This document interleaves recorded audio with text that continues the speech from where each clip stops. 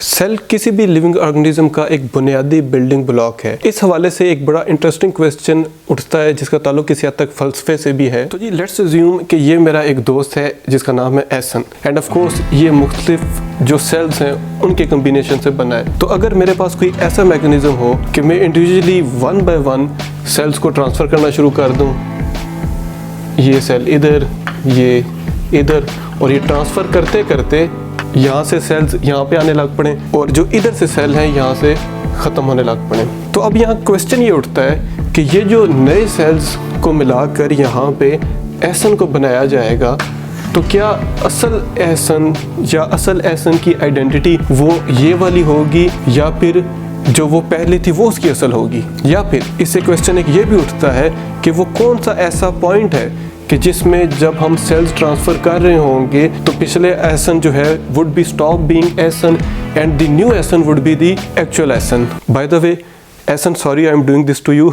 लेकिन यहाँ पे जो एक इम्पॉर्टेंट और इंटरेस्टिंग चीज़ है कि इस एक हाइपोथेटिकल और फिलोसॉफिकल केस स्टडी का जो मकसद था वो आइडेंटिटी के टॉपिक को छेड़ना था। हमारी जो आइडेंटिटी होती है इसका बड़ा एक गहरा ताल्लुक होता है हमारे कॉन्शियस माइंड से, या आप यूँ कह लीजिए कि जो हमारी कॉन्शियस थॉट्स हैं उनसे हमारी आइडेंटिटी का बड़ा एक गहरा ताल्लुक होता है। अब सवाल ये उठता है कि मेरे जो कॉन्शियस थॉट्स हैं अगर उनको in the form of A data set एक कंप्यूटर में फीड कर दिया जाए और इसके साथ साथ जिस तरह का मेरा थिंकिंग प्रोसेस है उस किस्म का कोई एल्गोरिदम भी कंप्यूटर को सिखा दिया जाए, तो क्या ये मुमकिन है कि मेरी जो आइडेंटिटी है वो ट्रांसफ़र हो जाएगी टू ए कंप्यूटर? क्या फिर ये मुमकिन है कि अगर उस कंप्यूटर को एक रियल टाइम सिचुएशन दी जाएगी तो वो उसी किस्म के फ़ैसले करने लग पड़ेगा कि जिस तरह के मैं करता हूँ? तो क्या वाकई इंसान का कॉन्शियस माइंड एक कंप्यूटर में एम्बेड किया जा सकता है? इस तरह के सवालात और इस तरह के पॉइंट्स को हम डिस्कस करेंगे लम्स यूनिवर्सिटी के आर्टिफिशियल इंटेलिजेंस और एम्बेडेड सिस्टम्स पे रिसर्च करने वाले साइंटिस्ट से, और देखेंगे कि उनकी क्या राय है।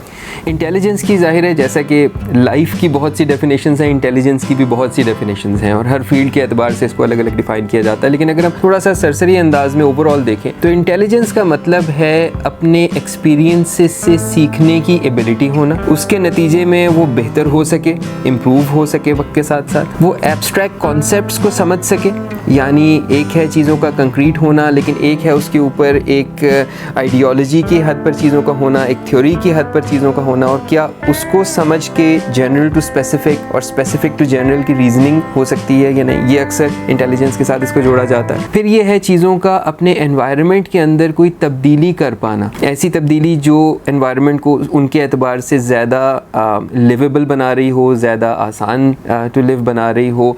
ये सारी चीज़ें एसोसिएट की जाती हैं आम तौर पर इंटेलिजेंस के साथ। अब यहाँ ये सवाल आता है कि आर्टिफिशियल इंटेलिजेंस क्या चीज़ है और इसको कैसे डिफ़ाइन करते हैं। सो आर्टिफिशियल इंटेलिजेंस की जो डेफिनेशन है, अगर उसको भी थोड़ा सा समराइज़ करके आसान लफ्ज़ों में कहें तो उसका मतलब यही है कि एक कंप्यूटर प्रोग्राम में या एक मशीन में ये कैपेबिलिटी होना कि वो डेटा से और अपने एक्सपीरियंसेस से लर्न कर सके। अब इसको थोड़ा कंक्रीट कर लेते हैं। मिसाल के तौर पर हम ये चाहते हैं कि एक कंप्यूटर में ये कैपेबिलिटी आ जाए कि वो बिल्ली और लेट से किसी और जानवर के इमेजेस में फ़र्क कर सके, लेट से कैट एंड डॉग इमेजेस के बीच में फ़र्क कर सके, ठीक है।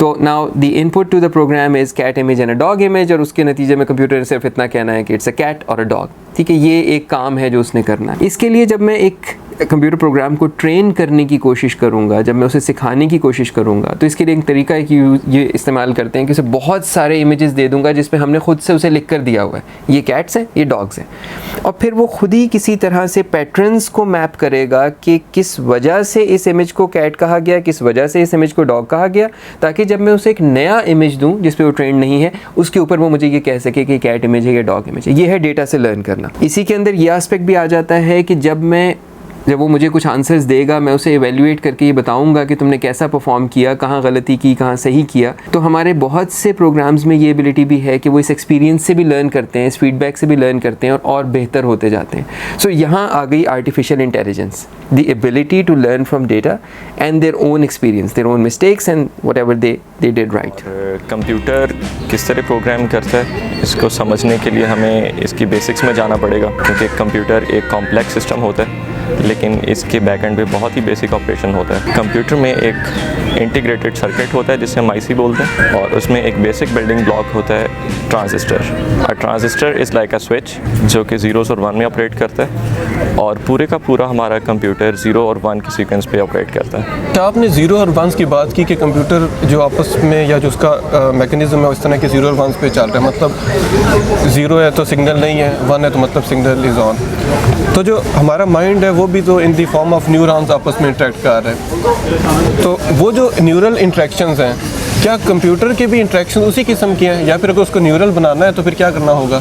You can say sort of. तो अब हम इस चीज़ का फ़र्क देखते हैं कि वो क्या सेलिएंट डिफरेंसेस हैं between human intellect and machine intelligence, जिसको हम आर्टिफिशियल इंटेलिजेंस कहते हैं। एक तो सबसे पहले इस बात को समझना ज़रूरी है कि अगर हम बिलफर्ज मान लें कि चैट जीपीटी ने लैंग्वेज सॉल्व कर दी है, बिलफर्ज मान लें, ऐसा नहीं है bye the way. Language solve करने का क्या मतलब है कि अब लिंग्विस्टिक क्रिएटिविटी जो है वो ये करने में काबिल है, वो कर सकता है। फ़र्ज़ के 2 मिनट को फ़र्ज़ कर रहे हैं, ऐसा है नहीं, लेकिन फ़र्ज़ कर लेते हैं कि ये इसने कर लिया। अगर ऐसा हो जाए कि लिंग्विस्टिक एबिलिटी सॉल्व हो गई है और मशीन ने उसको पूरी तरह से रेप्लिकेट कर लिया है, और now we have creative machines that can creatively write, even then writing was just one expression of human creativity. दूसरी बात, क्या ऐसा है कि ये चीज़ें सॉल्व हो गई? अब हम थोड़ा सा ज़रा और डिटेल में चलते हैं। ह्यूमन इंटेलेक्ट के बारे में जितना हम साइंस के थ्रू जानते हैं, हमें ये मालूम है कि ये इवॉल्व हुई है ओवर टाइम, और ये बेहतर से बहुत बेहतर होती चली गई है वक्त के साथ साथ। इसमें एक्सपीरियंसेस ऑफ द इंडिविजुअल भी हैं, जब हम छोटे होते हैं ऐसे और बड़े होते जाते हैं तो हमारे एक्सपीरियंसेस ऑफ द वर्ल्ड, और वो एक्सपीरियंसेस जो हमें मिले हैं इससे पहले के इंसानों से, किताबों के ज़रिए, उनकी किसी तरह से उनके ज़रिए जो इल्म ट्रांसफ़र होता हुआ हम तक पहुँचा है, उन तमाम ज़राए से हम तक ये चीज़ें पहुँची हैं। और उसके अलावा भी इसकी कुछ चीज़ें हैं जिस पर अगर हम, ज़ाहिर है ये मौका उन डिटेल्स में जाने का नहीं है, लेकिन जैसे चॉम्स्की का बिलीव है कि एक बच्चा जिस वक्त पैदा होता है उस वक्त भी उसके पास एक टेम्पलेट है, नॉलेज का एक टेम्पलेट उसके पास मौजूद है, लैंग्वेज का एक टेम्पलेट उसके पास मौजूद है, जो कि सिर्फ इंस्टेंशिएट होना है बाद में। तो ऐसा नहीं है कि वो क्लीन स्लेट से शुरू हो रहा है। So there are multiple mechanisms of the transfer of that intellect and knowledge जो एक इंसान के अंदर आ रहे हैं। मशीन इससे मुख्तलिफ है। मशीन इंडिविजुअल एक्सपीरियंसेस से कम सीखती है, कलेक्टिव एक्सपीरियंसेस से ज़्यादा सीखती है। यानी मिसाल के तौर पे आपकी सारी सेल्फ ड्राइविंग कार्स में से किसी एक सेल्फ ड्राइविंग कार को जब एक सिचुएशन जिसका सामना करना पड़ेगा, जो उसका एक्सपीरियंस होगा वो फ़ौरन सारी सेल्फ ड्राइविंग कार्स के पास आ जाएगा।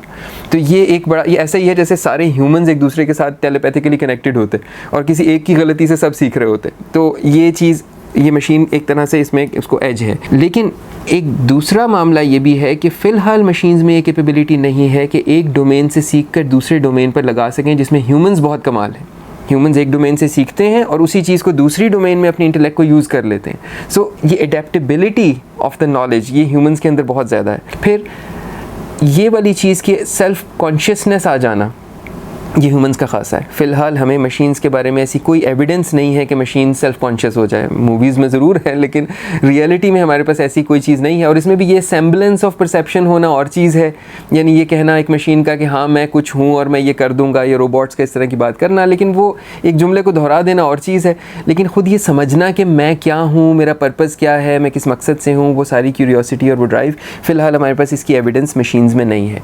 फिर values, human intellect is defined by human values.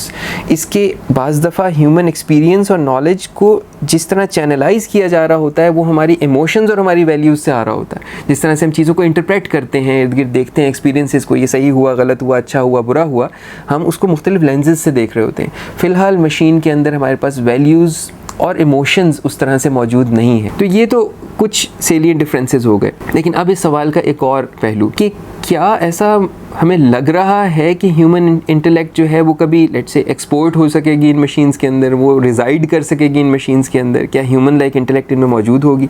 देखिए, एक चीज़ हम अब तक ये ज़रूर समझ चुके हैं कि हम, और हमें समझ जाना चाहिए, कि हम बहुत कम जानते हैं इवन इस वक्त की state of the art AI के बारे में। यानी इसकी जो कैपेबिलिटीज़ हैं वो लिमिटेड हैं हमारी क्रिएटिविटी के साथ। तो there are many unknowns here. बहुत सी चीज़ें हैं जो हमें नहीं मालूम और हमें नहीं मालूम कि वो हमें नहीं मालूम। तो इस मौजू में दाखिल ही बहुत ह्यूमिलिटी के साथ होना चाहिए। So now entering with all humility, इस वक्त हम ये ज़रूर देख रहे हैं कि मशीन्स के अंदर, हमारे आर्टिफिशियल इंटेलिजेंस डिवाइसेस के अंदर एक चीज़ आ रही है जिसको हम हेलुसिनेशंस कहते हैं। हेलुसिनेशन फ़िलहाल एक बड़ी नेगेटिव टर्मिनोलॉजी, नेगेटिव टर्म है, नेगेटिव कॉनोटेशंस हैं इसके साथ। उसका मतलब क्या है? A large language model hallucinates when it says something which was not part of its training data.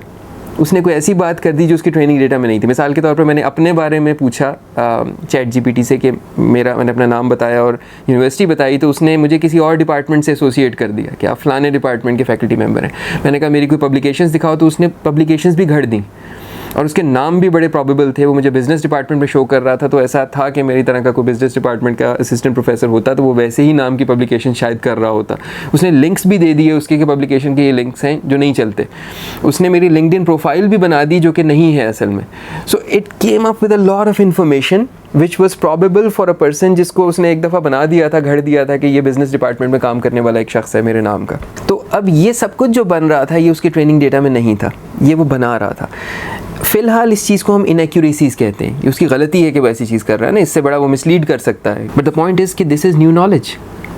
इसी को एक और अंदाज़ देखने का ये भी है कि इट्स क्रिएटिविटी। उसने एक नई बात की है, वो गलत ही सही, शायद इन गलत बातों में वो कोई नई बात भी करना शुरू कर दे, कोई सही नई बात भी करना शुरू कर दे। We humans also do something like that when we dream, when we day dream.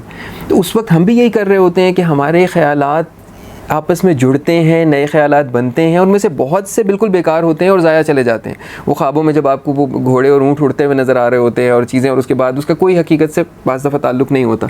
लेकिन यहीं हम ये भी जानते हैं कि हमारी क्रिएटिविटी का माखिज़ भी है। यहीं से हमारे पास न्यू थाट्स आते हैं, न्यू आइडियाज़ आते हैं। जब हम डे ड्रीम कर रहे हैं, हम सोच रहे हैं, गहरी सोच में गए हुए हैं, एक चीज़ में गर्क हुए हैं, तो वहीं से हमारे पास नए ख़यालात भी आते हैं।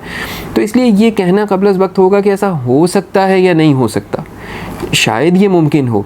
हाँ, ये ज़रूर हम जानते हैं कि अभी की हमारी रियलिस्टिक एक्सपेक्टेशंस एआई के साथ ये नहीं हैं कि ये उस क्रिएटिविटी के जौहर को रेप्लिकेट कर पाई है। अभी लगता नहीं है कि हम वहाँ पर हैं, लेकिन शायद एक्साइटिंग टाइम्स अहेड, हो सकता है कि हम ऐसी जगहों तक पहुँच सकें, and that would be a great time to explore new worlds and new horizons within ourselves and within these machines. तो जी, ये थी आज की वीडियो और मैं उम्मीद करता हूँ कि इस वीडियो के ज़रिए बहुत से ऐसे क्वेश्चंस होंगे जो कि आपके माइंड में रेज़ हुए होंगे और बहुत से ऐसे नई थॉट्स होंगी जो कि आपके माइंड में एक्टिव हुई होंगी। चैनल को लाजमी सब्सक्राइब करिएगा क्योंकि मज़ीद बड़ी इंटरेस्टिंग वीडियोस इस चैनल पे आने वाली हैं। तो इंशाल्लाह जल्द मिलेंगे एक नई वीडियो में। अल्लाह हाफ़िज़।